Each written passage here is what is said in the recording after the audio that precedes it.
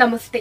కే devotional channel కి స్వాగతం. హిందూ ఇతిహాసాలలో శ్రీ మహావిష్ణువు 8వ అవతారం. శ్రీకృష్ణుడి జన్మదినమే కృష్ణ జన్మాష్టమి. కృష్ణ జన్మాష్టమిని కృష్ణాష్టమి అని, జన్మాష్టమి అని, గోకులాష్టమి అని, అష్టమి రోహిణి అని కూడా పిలుస్తారు. శ్రీకృష్ణుడు దేవకి వసుదేవులకు జన్మించాడు. దేవకి 8వ గర్భంగా శ్రావణ మాసము కృష్ణపక్షం అష్టమి తిథి రోజున కంసుడి చెరసాలలో జన్మించాడు. వివిధ గ్రంథాలలో శ్రీకృష్ణుని జీవిత వృత్తాంతం గురించి ఉంది. వాటిలో భాగవతంలో ఉన్న కథాక్రమం ప్రజలకు సుపరిచితమైనది. ఇందులో నవమ స్కందములో వసుదేవుని వంశక్రమం ఉంది. తరువాత దశమ స్కందము, ఏకాదశ స్కందములలో కృష్ణుని జీవిత వృత్తాంతము ఉంది. కురుక్షేత్ర సంగ్రామం చివరి వరకు కృష్ణుని కథ పాండవుల కథకు సమాంతరంగా నడుస్తుంది.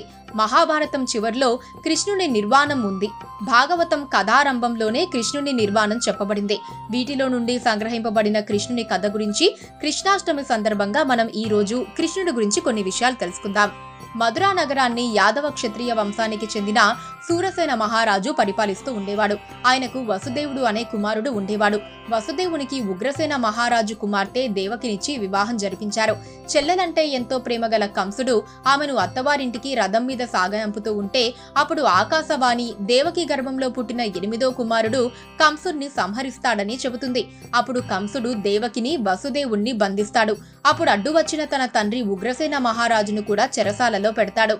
దేవకి 7వసారి గర్భం ధరించినప్పుడు విష్ణువు తన మాయతో ఆమె గర్భాన్ని నందనవనంలో నందుడి భార్య రోహిణి గర్భంలో ప్రవేశపెడతాడు. ఈ గర్భం వల్ల రోహిణికి బలరాముడు జన్మిస్తాడు. చెరసాలలో దేవకికి గర్భస్రావం అయ్యిందని అనుకుంటారు. కొన్ని రోజులకి దేవకి 8వ మారు గర్భం ధరిస్తుంది. లక్ష్మీనాథుడు దేవకి గర్భంలో ఉండటం చూసి దేవతలు, యక్ష, కిన్నెర, కింపురుషులు దేవకి ఉన్న చెరసాలకు వచ్చి స్తుతిస్తారు. దేవకి గర్భం నుండి శ్రావణ మాసం కృష్ణపక్షం అష్టమి తిథి నాడు శ్రీ మహావిష్ణువు శ్రీకృష్ణుడై జన్మిస్తాడు.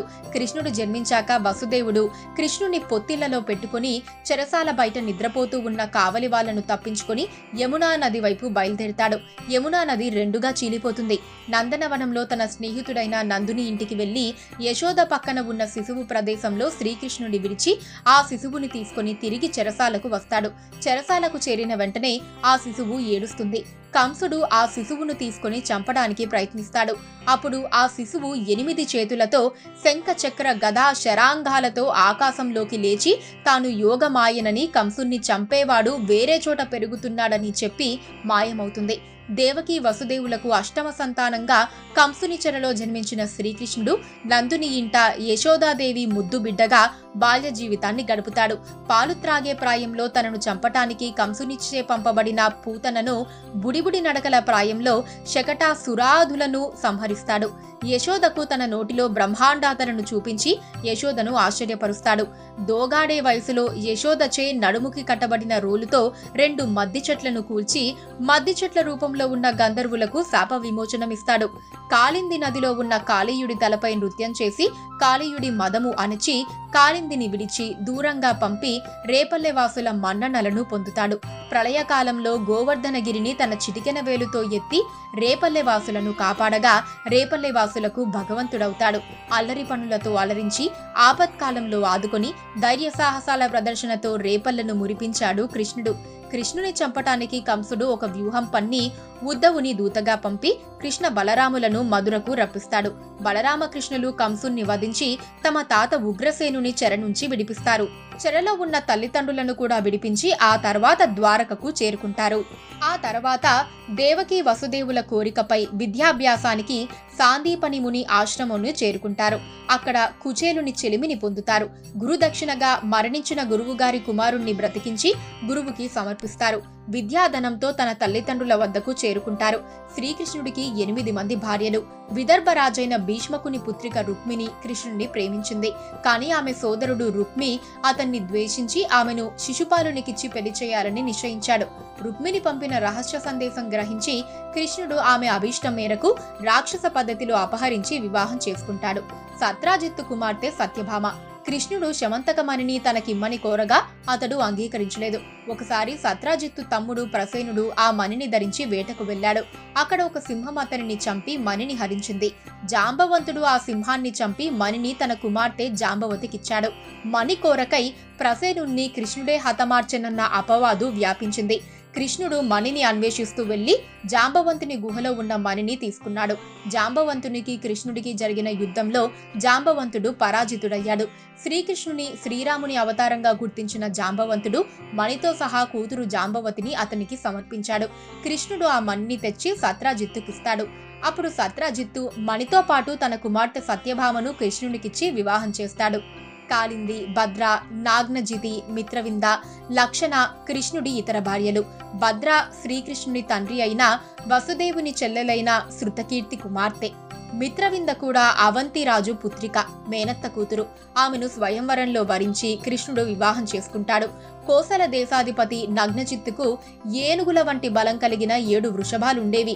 వాటిని నిగ్రహించిన వారికి తన కుమార్తె నాగ్నజితిని ఇచ్చి వివాహం చేస్తానని ప్రకటించాడు. కృష్ణుడు 7 రూపాలు దాల్చి 7 ఎద్దులను బంధించాడు. అప్పుడు రాజు తన కుమార్తెనిచ్చి పరిణయం చేశాడు.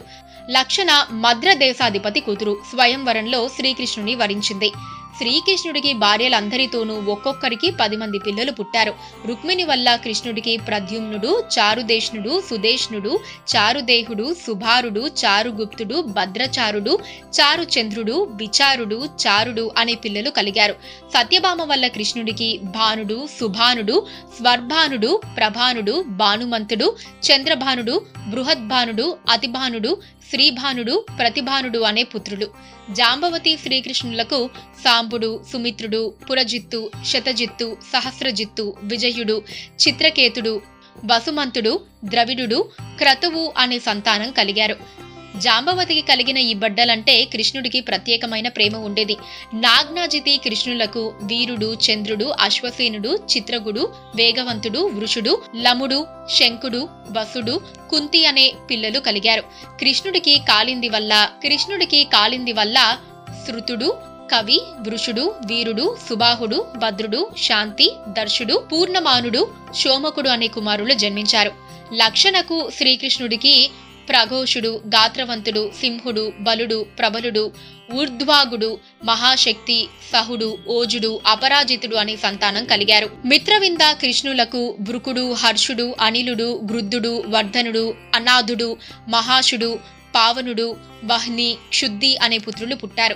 కృష్ణుడికి భద్ర అనే భార్య వల్ల సంగ్రామజిత్తు, బృహత్సేనుడు, సూర్యుడు, ప్రహరణుడు, అరజిత్తు, జయుడు, సుభద్రుడు, వాముడు, ఆయువు, సత్యకుడు అనే పిల్లలు కలిగారు. శ్రీకృష్ణుడు 16,000 గోపికా స్త్రీలను నరకాసురుని బారి నుండి కాపాడి ప్రత్యేక స్థానాన్ని కల్పించారు. శ్రీకృష్ణుడు ఆ 16,000 మందికి భట్ట స్థానాన్ని కల్పించి ఆయన భార్యలుగా చెప్పబడ్డారు. అంతేకాని ముందుగా చెప్పబడిన అష్టమహిషులతోనే శ్రీకృష్ణుడికి సంతానం కలిగిందని గ్రంథాలు చెబుతున్నాయి. మేనత్త కుమారులైన పాండవులతో శ్రీకృష్ణుని అనుబంధం మరువురానిది మరియు మధ్యముడైన అర్జునునితో స్నేహం విడదీయరానిది. పాండవుల జీవితంలో జరిగిన ప్రతి సంఘటనలో శ్రీకృష్ణుడు ఉంటాడు. శ్రీకృష్ణుని సంప్రదించకుండా ధర్మరాజు శకునితో ఆడిన జూదము తప్ప మిగిలినవన్నీ శ్రీకృష్ణుని సలహా సంప్రదింపులతో జరిగినవే. ముఖ్యమైన సమస్యలన్నీ కృష్ణుని సహాయంతో తీరినవే. ద్రౌపదిని శ్రీకృష్ణుడు సొంత చెల్లెలి కన్నా ఎక్కువగా చూసుకున్నాడు. పాండవ వనవాస సమయంలో వారికి వచ్చిన అనేక సమస్యలకు శ్రీకృష్ణుని సలహాతో పరిష్కారం చేసుకున్నారు. వారి రాజ్యం మీదకు అనేకసార్లు దండెత్తిన జరాసంధుణ్ణి భీముని సాయంతో తుదముట్టించి తన రాజ్యానికి శత్రుభయాన్ని తొలగించాడు. ద్వారక సముద్ర గర్భంలో మునిగిపోతుందని ముందుగానే ఊహించి ద్వారకా వాసులను అప్రమత్తం చేసి వారిని ఆపద నుండి రక్షిస్తాడు. ఇంద్రప్రస్థంలో ధర్మరాజు చేసిన అశ్వమేధ యాగ సమయంలో మేనత్తకిచ్చిన మాటను పాలించి శిశుపాలుని 100 తప్పులను సహించిన తర్వాత అతనిని చక్రాయుధంతో వధించాడు. పాండవుల వనవాసం తర్వాత వారి తరపున కురుసభలో రాయభారం చేసి కురుక్షేత్ర యుద్ధ సమయంలో అర్జునునికి గీతా బోధ చేస్తాడు. అర్జునునికి సారథి అయి యుద్ధం ముగిసే వరకు పాండవులకు రక్షణగా ఉన్నాడు. అశ్వత్థామ అస్త్రం వల్ల ఉత్తర గర్భంలో పిండం కూడా మృత్యువును ఎదుర్కోగా కృష్ణుడు తన చక్రంతో ఆ గర్భస్థ శిశువును రక్షిస్తాడు. ఆ శిశువే పరీక్షిత్తుగా జన్మించి పాండవుల అనంతరం రాజ్యానికి అధిపతవుతాడు. మహాభారత యుద్ధం అనంతరం యాదవ కులం కూడా అంతఃకలహాలతో నశిస్తుందని గాంధారి శపించింది. అలాగే యాదవ కులంలో పుట్టిన ముసలం అంటే రోకలి అందరి మరణానికి కారణమయ్యింది.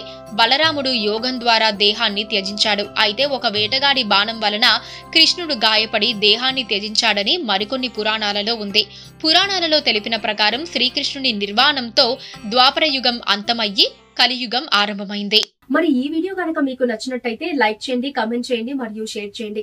ఇలాంటి ఇంకా ఎన్నో ఆసక్తికరమైన విశేషాలతో మళ్ళీ మీ ముందుకు వస్తాను. అంతవరకు సెలవు.